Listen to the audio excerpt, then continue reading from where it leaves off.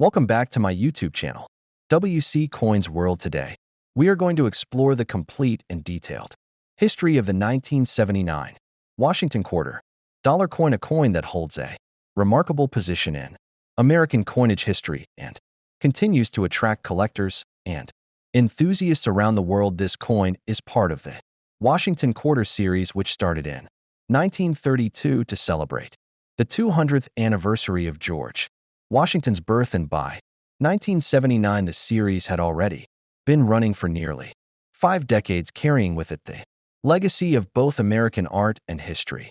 The 1979 quarter is struck in 3 different mints: Philadelphia, Denver, and San Francisco, and each of these mints had its own distinctive role in the production of American coinage during this time. The Philadelphia Mint, which is the oldest mint in the United States, produced coins without a mint mark in 1979, so when you look at a quarter from that year with no letter mark, it means it came from Philadelphia. The Denver Mint coins carry the letter D, and the San Francisco Mint coins bear the letter S on the obverse above the date. On the obverse of the coin we find the portrait of George Washington, a design that was created by sculptor John Flanagan in 1932, based on the famous bust of Washington by French sculptor Jean-Antoine Houdon. Washington is shown facing left with a strong and dignified expression. Around the portrait are the inscriptions "Liberty, in God We Trust," and the year 1979. This design had been faithfully used since the first Washington quarter was issued, and it continued for decades, providing a sense of consistency and tradition in American currency. The reverse of the 1979 quarter displays an American eagle with its wings spread wide, a design that had also been part of the quarter since 1932. The eagle clutches arrows in its talons, representing strength and military readiness, while olive branches beneath the eagle represent peace. This combination of strength and peace reflects the ideals of the nation and the dual nature of American policy to be prepared to defend freedom while also promoting peace among nations. The composition of the 1979 Washington quarter is copper-nickel clad, a change that had been introduced in 1965. Before that, quarters were made of 90% silver, but due to rising silver prices, the government removed silver from circulating dimes and quarters. Starting in 1965, the new composition consisted of 75% copper and 25% nickel bonded to a pure copper core. This gave the coin durability for circulation while maintaining a silvery appearance, similar to earlier silver coins. The diameter of the coin is 24.3 millimeters, and it weighs 5.67 grams. It has a reeded edge, which makes it easy to identify by touch and helps prevent counterfeiting. The size and weight of the coin have remained consistent since the clad coinage began, making it easy for the public to recognize and use in daily commerce throughout the 1970s and beyond. The mintage of the 1979 quarter was extremely high, reflecting the demand for coinage during this era. The Philadelphia Mint struck more than 515 million quarters, the Denver Mint struck around 489 million, and the San Francisco Mint produced about 3.6 million proof coins. These enormous numbers mean that the coin is widely available and common in circulation, yet for collectors, high-grade examples, especially those graded MS-65 or above, are far more scarce and desirable. Proof coins from the San Francisco Mint are especially prized by collectors. These coins were struck with polished dies and special planchets to create mirror-like fields and frosted designs, giving them a sharp and attractive appearance. Many of the 1979 S-proof quarters display cameo or deep cameo contrast and grading services, often assign these special designations. Proof coins were sold in sets directly to collectors and were never intended for circulation. The late 1970s were a time of economic change in the United States. Inflation was high and the value of money was shifting, yet the Washington quarter continued to serve as a reliable part of everyday commerce. In 1979, a quarter had significant buying power. Compared to today, one could make a phone call, buy a newspaper, or even use it in vending machines for snacks and drinks. The quarter was deeply embedded in daily life, which explains why circulated examples are so common today. Despite the high mintages, there are certain varieties and errors in the 1979 Washington quarter that attract numismatists, while there are no major widely recognized varieties like some earlier years. Collectors still look for minor die errors, repunched mint marks, double dies, and off-center strikes. Any coin with such unique characteristics can be highly collectible and more valuable than a regular strike coin.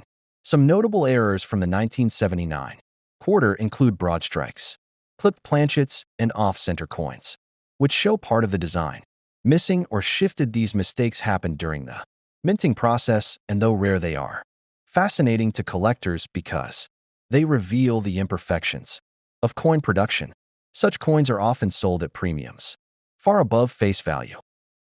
The artistry of John Flanagan design is worth mentioning because it remained essentially unchanged for more than 60 years. His depiction of Washington was chosen after a national competition in 1931, and though there was some criticism that the portrait was too simple, it became one of the most enduring designs in American coinage history. By 1979, generations of Americans were already familiar with Washington's face on the quarter, making it a symbol of continuity. The eagle reverse, just two, carried profound meaning since the eagle has consistently been associated with the United States as a national emblem representing freedom, power, and vigilance. This particular design tied the coin directly to American heritage and pride, making it more than just a functional tool of commerce, but also a miniature, evocative piece of national identity, circularly present in the pockets of millions of citizens around the world. For collectors today, the 1979 Washington quarter is often a starting point because it is widely available and affordable. Circulated coins are common, but uncirculated examples, especially those in higher grades, can be more challenging to obtain. This provides opportunities for both beginner and advanced collectors to enjoy studying and collecting this issue. The grading of coins is essential in determining their value. Coins are graded on a scale from poor to mint state with proof designations for specially struck coins. A 1979 quarter in circulated condition may only be worth its face value, but one in mint state 65 or higher can sell for several dollars or more, depending on demand and scarcity. Cameo and deep cameo proofs can fetch even higher prices, especially when certified by grading services. The 1979 quarter also perfectly connects us to the much larger and more comprehensive story of American coinage throughout the entirety of the 20th century. The remarkable shift from silver to completely clad coinage in just 1965 served as a major and quite significant turning point. By the remarkable year of 1979, the very popular copper nickel-clad quarter had already been in constant circulation for an astounding 14 years. Yet, the public had thoroughly accepted and embraced it, making it not only the norm but also the standard for coinage in circulation. This particular instance demonstrates how our economy and the innate needs of our people evolve with time and the continually changing landscape that exists within it. The fascinating aspect of collecting 1979 quarters is the historical fragments hidden within each coin. The scratches, wear, and patina tell the journey story of through hands and transactions.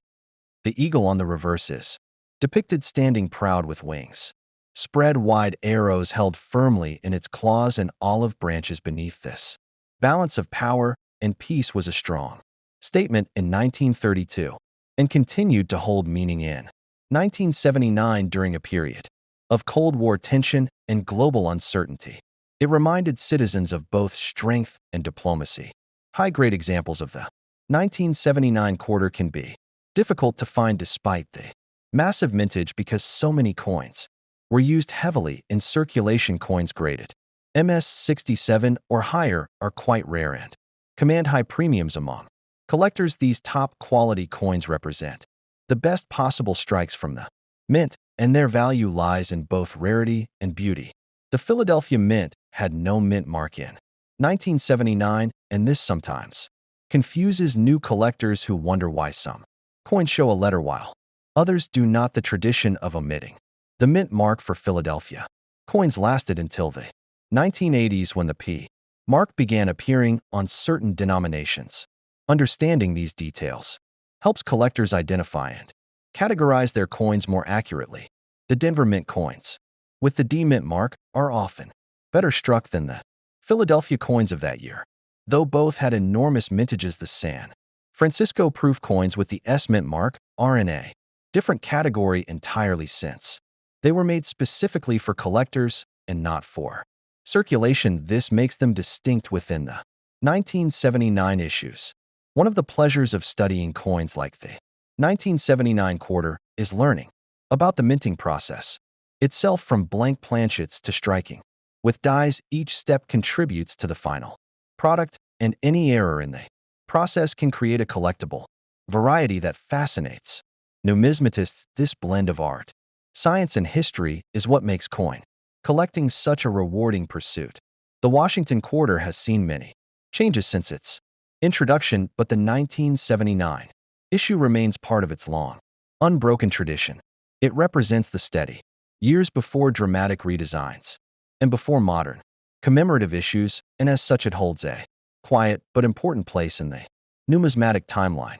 For those who collect modern clad coinage, the 1979 quarter offers both accessibility and variety. It can be collected in circulation, it can be found in proof sets, and it can be pursued in high-grade certified examples. Each approach offers different rewards and insights into the hobby. As we reflect on the 1979 Washington quarter, it is clear that its importance lies not in rarity, but in its role as a widespread and essential piece of American life. Millions of people used it every day, millions of saved it in albums, and millions of proof sets preserved it in pristine condition. It was both ordinary and extraordinary. The combination of Washington's portrait and the eagle reverse made the coin instantly recognizable and deeply American. By 1979, the design had become part of the nation's visual language, almost like a flag or a seal. Its presence in daily transactions reinforced national identity and historical continuity. The 1979 quarter is a poignant reminder of coins as timeless monuments to history, enduring events and passing generations, teaching numismatists about our past. Thanks for exploring the 1979 Washington quarter dollar's history, design, mint marks, mintage, and cultural significance. Enjoy this deep dive into global coins. Please share and subscribe for more fascinating insights.